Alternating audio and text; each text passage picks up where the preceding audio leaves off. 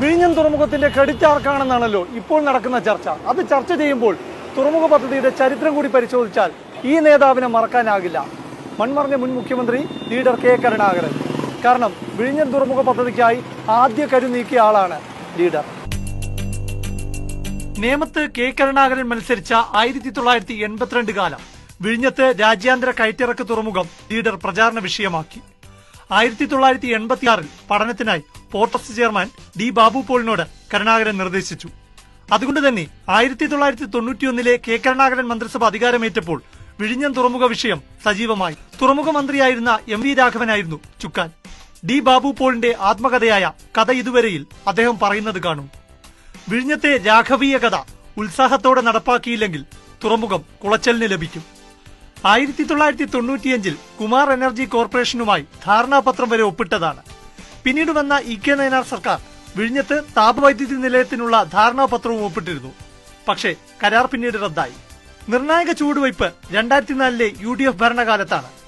Company നിയമപ്രകാരം വിഴിഞ്ഞം international seaport limited രൂപീകരിച്ചു. PPP മാതൃകയിൽ തുറമുഖത്തിന് ശ്രമം. ഉമ്മൻചാണ്ടി സർക്കാരിന്റെ കാലത്തും VS സർക്കാരിന്റെ കാലത്തും ടെൻഡർ വിളിച്ചെങ്കിലും മുന്നോട്ട് വന്നത് ചൈനീസ് കൺസോർഷ്യം. സുരക്ഷാ കാരണങ്ങളാൽ UPS സർക്കാർ അനുമതി നൽകിയില്ല. VS സർക്കാരിന്റെ കാലത്ത് ഹൈദരാബാദിലെ ലാൻകോ കൊണ്ടപ്പള്ളിക്ക് ലെറ്റർ ഓഫ് ഇന്റന്റ് നൽകിയെങ്കിലും കരാറിലേക്ക് എത്താനായില്ല. 2011 വീണ്ടും ഉമ്മൻചാണ്ടി ഭരണമെത്തി. പദ്ധതി ഭൂ ഉടമ മാതൃകയിലേക്ക് മാറി. ടെൻഡറിൽ പങ്കെടുത്തത് അദാനി മാത്രം. അദാനി ഗ്രൂപ്പിന് നിർമ്മാണ കരാർ നൽകുന്ന ഘട്ടമെത്തി. അഴിമതി ആരോപണവുമായി പ്രതിപക്ഷത്ത് LDF. ഇപ്പോൾ വിഴിഞ്ഞത്ത് അദാനി നിർമ്മിക്കുന്ന തുറമുഖം അഭിമാന നേട്ടമായി ആഘോഷിക്കുന്ന LDF അന്ന് നിയമസഭയിൽ പറഞ്ഞതാണ് ഈ രേഖ. തുറമുഖ നിർമ്മാണം അദാനിയെ ഏൽപ്പിക്കുന്നതിന് പിന്നിൽ വലിയ അഴിമതിയെന്ന്. പണത്തിനു മീതെ പരുന്തും പറക്കില്ല എന്നൊരു വർത്തമാനമുണ്ടല്ലോ, അതാണ് ഇവർ ബാധകമായിക്കൊണ്ടിരിക്കുന്നത്. 2015 AKG സെന്ററിൽ പോയി CPM സംസ്ഥാന സെക്രട്ടറി പിണറായി വിജയനെ കണ്ട ശേഷമാണ് ഗൗതം അദാനി തറക്കല്ലിടലിന് പോയത്. പിണറായി വിജയനായ ഞാൻ 2016 പിണറായി സർക്കാർ അധികാരത്തിലെത്തി. നഖശിഖാന്തം എതിർത്ത പദ്ധതി അഭിമാന പദ്ധതിയായി.